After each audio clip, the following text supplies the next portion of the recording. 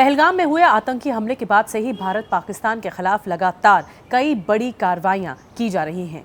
सिंधु जल संधि हो या फिर पाकिस्तानियों को भारत छोड़ने का आदेश हो, इनके बाद से ही पाकिस्तान की नींद उड़ी हुई है। इस बीच मोदी सरकार ने इंटरनेशनल मॉनेटरी फंड IMF के बोर्ड में परमेश्वरन अय्यर को अस्थायी डायरेक्टर नॉमिनेट किया है। 9 मई को होने वाले IMF की बैठक में परमेश्वरन भारत का प्रतिनिधित्व करेंगे। डिप्लोमेटिक लिहाज से 5 दिन बाद शुक्रवार को होने वाली मीटिंग भारत के लिए काफी महत्वपूर्ण है। इसके साथ ही पाकिस्तान के लिए भारत की ये नियुक्ति परेशान कर सकती है। ऐसा इसीलिए क्योंकि क्लाइमेट रेजिलियंस लोन प्रोग्राम के तहत पाकिस्तान को $1.3 बिलियन यानी करीब 11,000 करोड़ के नए लोन पर विचार होगा।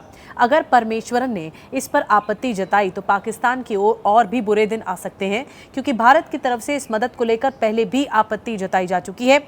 इसके साथ ही दोबारा विचार करने की बात अब कही गई थी। भारत ने दोबारा विचार करने के पीछे की वजह यह बताया कि पाकिस्तान का आतंकवादियों को साथ देना है। इसी बैठक में भारत का पक्ष परमेश्वरन रखेंगे। परमेश्वरन फिलहाल वर्ल्ड बैंक में भारत की ओर से एग्जीक्यूटिव डायरेक्टर हैं। अय्यर 1981 बैच के यूपी काडर के IAS ऑफिसर हैं। वो वाटर और सैनिटेशन सेक्रेटरी भी रह चुके हैं। उन्हें इस फील्ड का एक्सपर्ट माना भी जाता है। वो इस क्षेत्र के एक्सपर्ट के रूप में यूनाइटेड नेशंस में भी काम कर चुके हैं।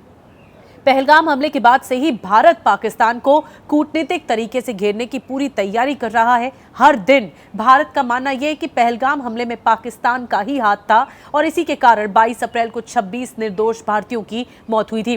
पिछले हफ्ते IMF ने भारत के एग्जीक्यूटिव डायरेक्टर कृष्णमूर्ति सुब्रमण्यम को बर्खास्त भी कर दिया था। अब 5 मई को संयुक्त राष्ट्र सुरक्षा परिषद में बंद कमरे में अहम बैठक भी होने जा रही है और ये बैठक भी अहम है क्योंकि भारत की तरफ से जो अफसर पाकिस्तान की एक एक बात का करारा जवाब देंगे, उनका नाम है पर्वत नैनी हरीश, जो भारत की तरफ से यूनाइटेड नेशन के स्थायी प्रतिनिधि हैं।